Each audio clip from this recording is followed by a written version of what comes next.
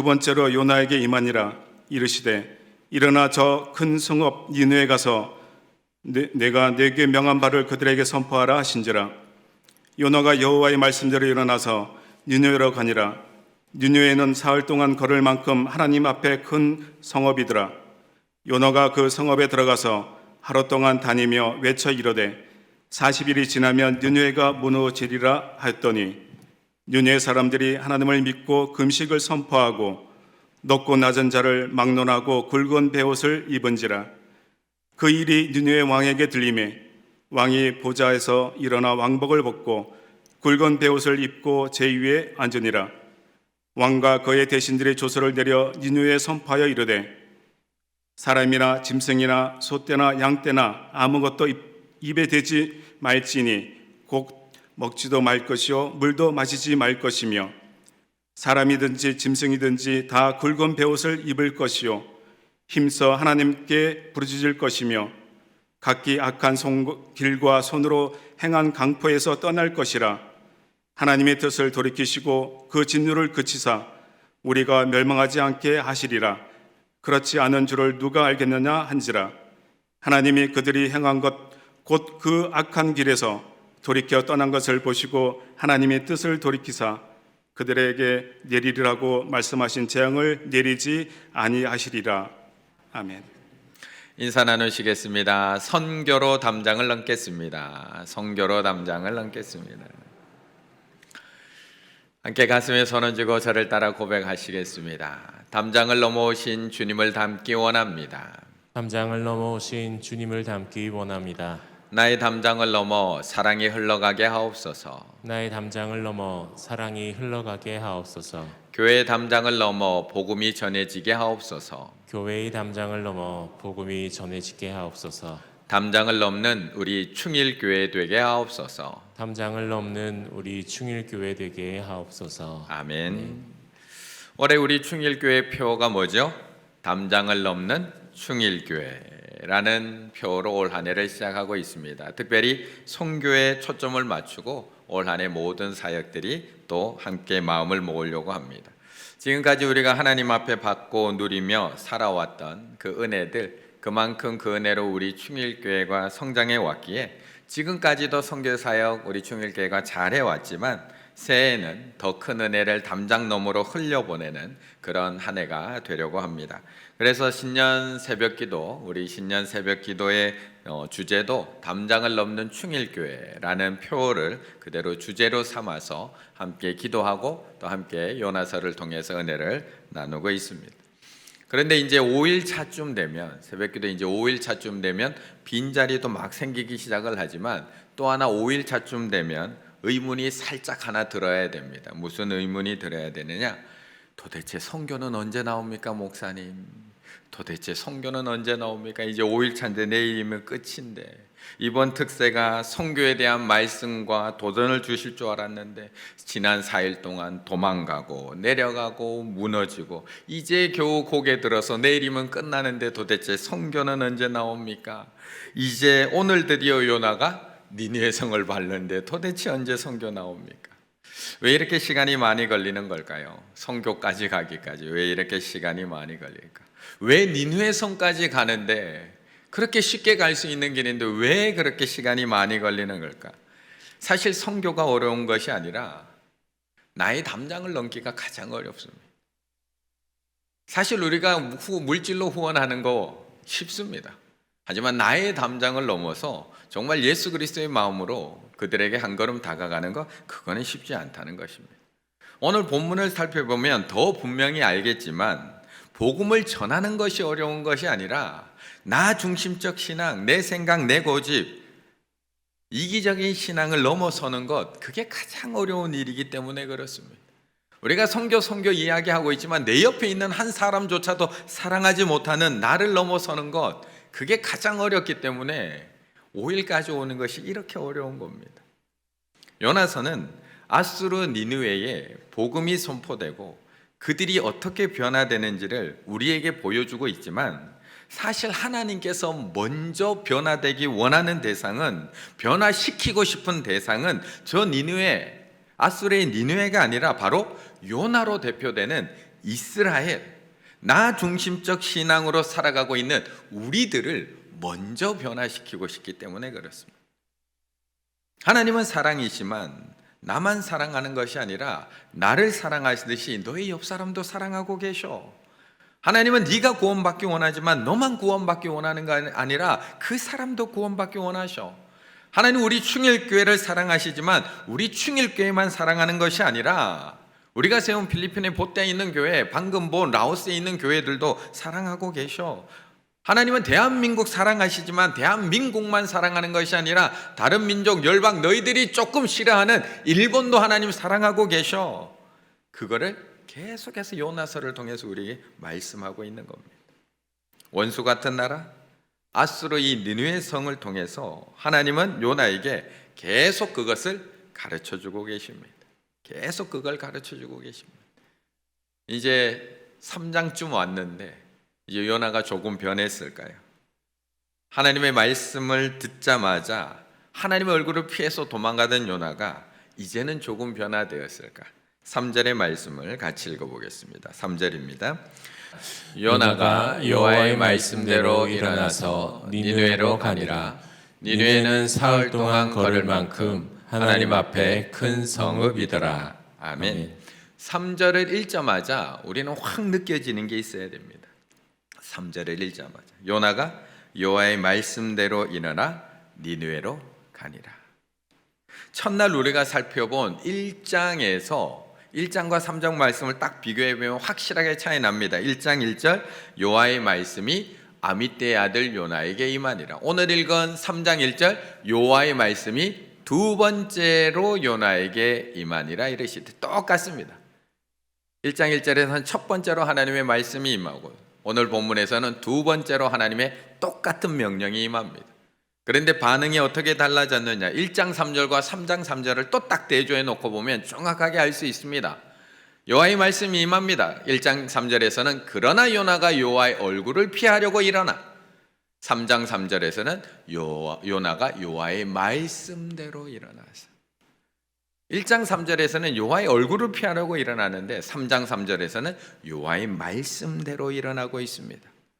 확실하게 요나가 달라졌는 것을 우리에게 보여줍니다. 그리고 요나는 니느웨로 가고 있습니다. 우리가 이 장면을 보면서 요나서를 알고 있는 사람, 어려서부터 요나 이야기를 많이 들은 사람은 이런 생각이 듭니다. 에이 목사님, 요나가 자기 발로 니느웨에 간 게 아니라 하나님의 강권하심을 따라 어쩔 수 없이 간 거잖아요. 물고기 뱃속에서 하나님의 방향 바꾸시고 하나님이 물고기에게 토해내라고 하셔서 딱 토해냈더니 니느웨에 간 것 아닌가요? 맞습니다. 분명 하나님께서 그의 방향 바꾸신 거 맞습니다.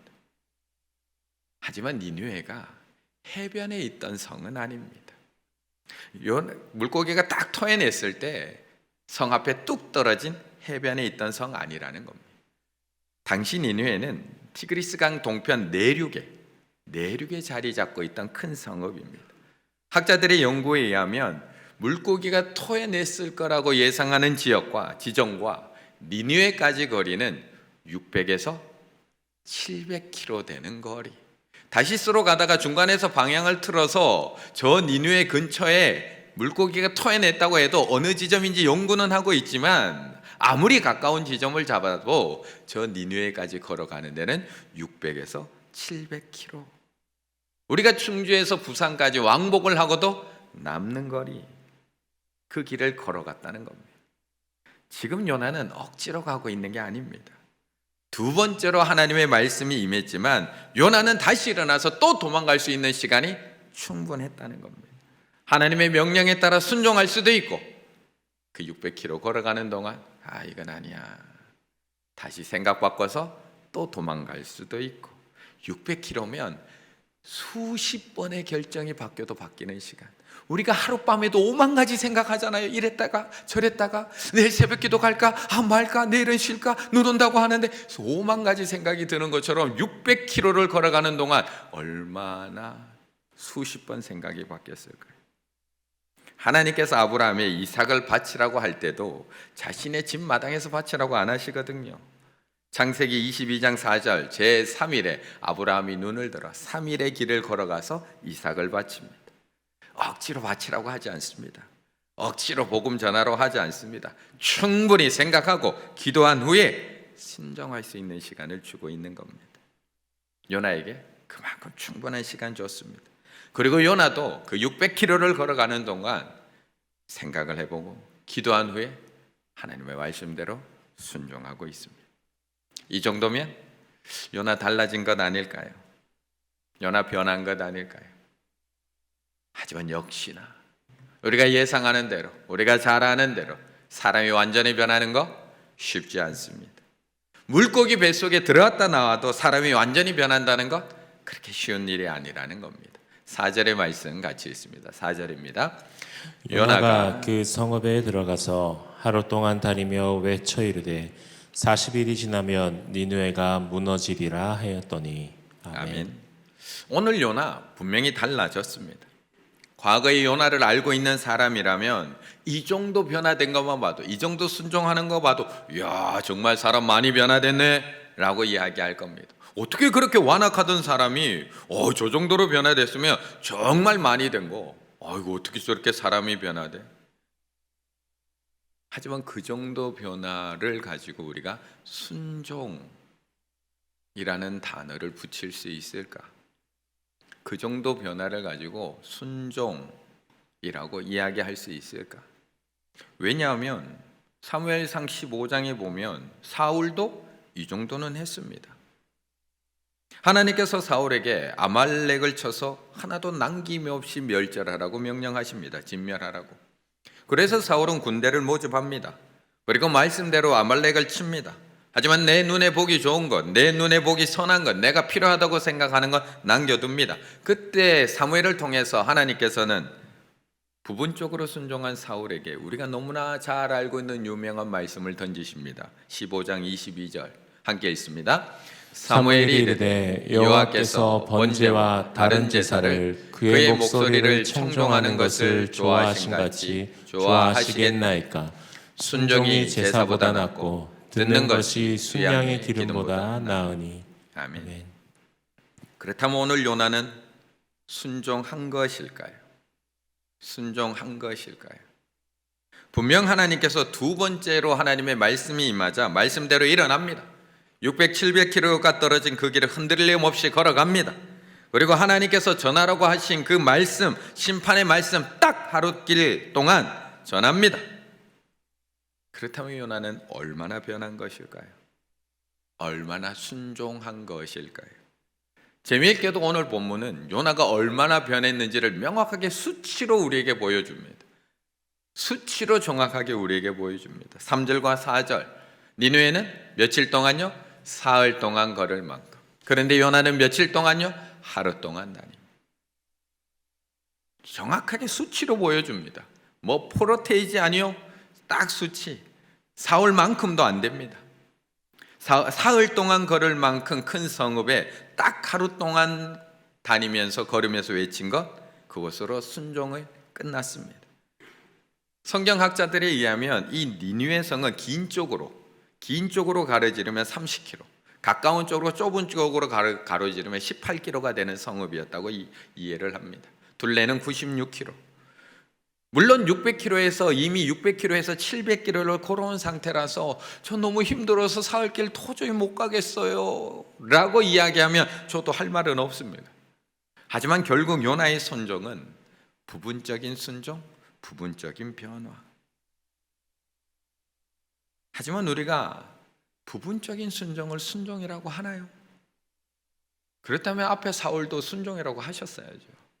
불순종이라고 하면 안 되죠. 그 정도 순종했는데 요나보다 훨씬 더. 하지만 우리가 여기서 완전히 실망하지 말아야 할 것은 요나는 아직도 변화의 과정 중에 있다는 겁니다. 아직도 변화의 과정 중에. 만약에 하나님의 목적이, 요나서를 주신 하나님의 목적이 단순히 니느웨를 회개시키고 변화시키는 것, 그것이 목적이었다면 요나서는 3장에서 끝나면 됩니다. 왜요? 3장에서 회개하거든요. 3장에서 니느웨 대각성 운동이 일어나거든요. 그러면 요나서는 3장에서 끝이 나면 됩니다. 그것이 목적이었다면. 너는 안 되는구나. 요나 하나 좀 3장에서 포기해 버리시면 됩니다. 그냥 끝내시면 됩니다. 하나님도 할 만큼 하셨잖아요. 우리도 알고 있잖아요. 그런데 하나님은 요나서를 3장에서 멈추시지 않습니다. 4장까지 또 넘어가십니다. 그리고 부분적으로 순종하고 있던 요나의 마음을 돌리기 위해서 끝까지 하나님께서는 또 교훈하시고 또 말씀해 주신다는 겁니다. 우리는 요나와 다를까요? 우리는 요나와 다를까요? 우리는 완전히 다 변한 걸까요? 수십 년 신앙생활에 와서 이 정도 변화되었는데 우리는 완전히 다 변한 건가요? 20년 목회 생활에 와서 요 정도 요만큼 이제 변했는데 다 변한 걸까요? 담장을 넘는 충일교회, 우리가 표를 정하고 구호를 외치고 특세 끝나고 나면 우리 다 변할 수 있을까요? 아직 남았다는 겁니다. 아직도 멀었다는 겁니다. 아직도 우리가 변화되어야 갈 부분, 넘어야 할 담장들은 아직도 많이 있습니다. 그래서 하나님께서는 올 한 해를 계속해서 우리에게 변화해 가라고 특별 새벽 기도회부터 계속해서 올 한 해 다양한 선교를 경험하고 우리가 한 걸음 더 나아갈 수 있는, 아직 용기가 없지만 한 걸음 한 걸음 더 나아갈 수 있는 프로그램들을 계속해서 우리에게 허락해 주신 겁니다. 당장 특세 끝나면 2월 26일부터 또 선교학교 준비되어 있습니다. 9주 동안의 선교학교를 통해서 또 그 9주 동안의 선교학교에서 또 요나서 나올 겁니다. 하나님의 마음이 어떤지 또 요나서 나올 겁니다. 또 그 말씀을 보면서 또 선교의 다양한 사례들을 보면서 하나님의 마음을 알아가고 배워가고, 또 현대시대에는 또 어떻게 우리가 선교에 나갈지 서로 토론하고 의논하면서 다양한 선교의 방법들, 하나님의 마음을 알아가기 위해서 또 우리는 노력해 갈 겁니다.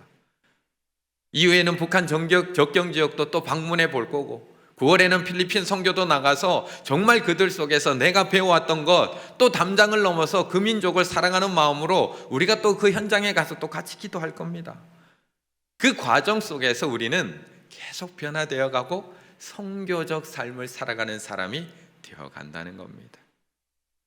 옆에 분과 한 번 더 인사 나누실까요? 선교 이제 시작입니다. 그런데 놀라운 것은 하나님의 그 온갖 노력에도 요나는 완전히 달라지지 않았는데, 그 짧은 심판의 보고 한마디에도 니느웨는 완전히 변했다는 겁니다. 하나님의 그 온갖 노력에도 요나와 같은 우리들은 요만큼 변했는데 그 복음 한 문장에 니느웨는 완전히 변했다는 겁니다. 5절의 말씀 같이 읽습니다. 5절입니다. 니느웨 사람들이 하나님을 믿고 금식을 선포하고 높고 낮은 자를 막론하고 굵은 베옷을 입은지라. 아멘. 우리가 자녀 한 명을 출산해서 대학을 졸업시키는 데까지 들어가는 비용 약 4억이라고 이야기합니다. 하지만 그 비용 외에도 신경 써야 하고 챙겨야 하고 수고해야 되는 그 무용의 비용까지 계산해 보면 한 명의 자녀를 양육하는 데 소요되는 시간과 비용은 어마어마합니다. 오늘 하나님도 요나 한 명을 변화시키기 위해서 어마어마하게 쏟아붓고 있습니다. 고집센 요나 한 명을 변화시키기 위해서 하나님께서 도대체 얼마나 많은 것들을 움직이고 계시는지 모릅니다. 마침 다시스로 가는 배도 움직이시고 바다를 움직이십니다. 요나 하나 깨우치기 위해서 바다에 큰 폭풍을 일으키십니다. 배에 탄 사람들을 죽기 직전까지 몰아가시기도 합니다. 큰 바다 속에서 그냥 재미나게 놀고 있던 큰 물고기까지 데리고 오십니다. 그런데 그렇게 투자한 결과, 그렇게 다 움직인 결과가 요나 요만큼 변화시킨 겁니다. 그만큼 요나와 이스라엘의 고집이 세다는 겁니다. 우리들이 요만큼 변화된 겁니다. 우리 위해서 하나님께서 얼마나 많이 투자하고 계시는지 모릅니다. 우리 하나 믿음의 사람 만들기 위해서 얼마나 지금 많은 것들을 쏟아붓고 계시는지 모릅니다. 그런데 우리 변한 거? 얼마 변하셨나요? 그런데 놀랍게도 니느웨는 하루 만에 완전히 변화되는 것을 대조시켜서 보여주는 것이 3장입니다. 요나의 소심한 담장 넘기 그 한 걸음 때문에 니느웨는 완전히 뒤집어집니다. 5절에서 8절까지가 어떻게 변화됐는지를 우리를 한눈에 보여주는 겁니다. 니느웨 사람들이 하나님을 믿고, 한 문장입니다. 그런데 하나님을 믿고 금식을 선포하고 높고 낮은 자 막론하고 왕의 보좌에 일어나 왕까지 이제 소문이 다 들어갑니다. 그러자 왕에게 들림에 왕이 보좌에서 일어나 왕복을 벗고 굵은 베옷을 입고, 여기서도 끝 아닙니다. 사람이나 짐승이나 소떼나 양떼나 다 금식시켜버립니다. 입에 아무것도 안 줍니다. 사람이든지 짐승이든지 이제 짐승까지 회개의 베옷을 다 입혀버립니다. 싹 다 회개를 하는 자리로 나아갑니다. 요나의 소심한 담 잡는 게 단 하루였습니다. 단 한 문장이었습니다. 아니요, 복음도 아니고요, 경고였습니다. 아니요, 경고 아니고요, 심판문이었습니다. 40일이 지나면 니느웨가 무너지리라. 우리 얼마나 복음 전하기 위해서 애쓰나요? 하나님 당신 사랑하세요. 하나님 당신 사랑하는지 얼마나 사랑하는지 아세요? 당신 심판받기 원하지. 우리는 이렇게 구구절절히 이야기하면서 그 사람 한 명 설득하기 위해서 얼마나 많은 시간을 쏟아붓는지 모릅니다. 가을 되면 우리 생명 초청하려고 얼마나 많은 시간 그 사람 만나고 밥 사주고 많은 선물 갖다 주고 노력하는지 아니요, 요나 딱 한마디. 40일 지나면 너희들 다 죽어. 딱 한 문장입니다. 그런데 하나님은 니느웨의 놀라운 회개와 변화의 역사를 우리에게 보여주십니다. 그런데 어떻게 이것이 가능했을까요? 우리의 상식으로 생각을 해보면 이해 안 되는 부분 너무 많습니다. 그런데 우리만 이해 안 됐던 게 아닌 것 같습니다. 성경학자들도 이 부분이 이해가 안 돼서 또 연구를 합니다. 도대체 그날 거기 무슨 일이 있었나? 도대체 그 성 안에 무슨 일이 있었길래 한우 만에 그 사람들이 다 변화될 수 있었는가? 역사가들에 따르면 요나가 사명을 맡았을 무렵에 아수르에는 기근, 역병, 반란, 일식, 수많은 이상한 일들이 그 성 안에 연달아 일어났다는 겁니다. 1년에 이러한 일들은 앞으로 닥칠 더욱 심각한 상황에 대한 전조현상. 아니, 저 일식이 뭐지? 우리 성 망하는 거 아니야? 전조현상이었다는 겁니다. 어떤 이들은 하나님이 이런 것들을 사용해서 요나의 사역을 준비하셨다고 주장합니다. 이런 사태로 인해서 통치자들, 신하들, 모든 사람들이 낯선 선지자의 메시지에 유달리 귀를 기울이게 만들었다. 다시 말해, 이는 니느웨의 반응을 설명한 모종의 그런 사회적 현상들이 그 당시에 있었다. 그러나 그런 요소들이 하루아침에 그 성읍 하나, 최소 인구가 60만에서 100만으로 생각하는 그 성읍 하나, 충주의 3배에서 5배 되는 그 성읍 하나를 완전히 변화시킨 그 회개의 역사를 온전히 설명하거나 해명하지는 못한다. 분명 다양한 요소가 있었을 겁니다. 하지만 그 어떤 요소들이 있었다고 해도 단 하루, 단 한 문장 심판의 메시지로 그 큰 성읍 하나를 회개시키는 놀라운 역사 설명할 수 없다는 겁니다. 거기에다가 지금 니느웨에 와서 복음을 전하고 있는 요나의 모습을 한번 상상해 보셨으면 좋겠습니다. 지금 요나는 여로보암 2세의 궁전에 있는 선지자가 아닙니다. 궁전에서 거룩한 저처럼 이렇게 양복 입고 이렇게 강단에 서서 복음 전하고 있는 게 아니라는 겁니다. 요나는 3일 동안 물고기 뱃속에 있다가 해변의 토해 진우에 바로 여기에 왔습니다. 600km를 걸어서 이 니느웨 성에 도착했습니다. 지금 모습이 어떨까요? 거기에다가 요나는 이스라엘 사람입니다.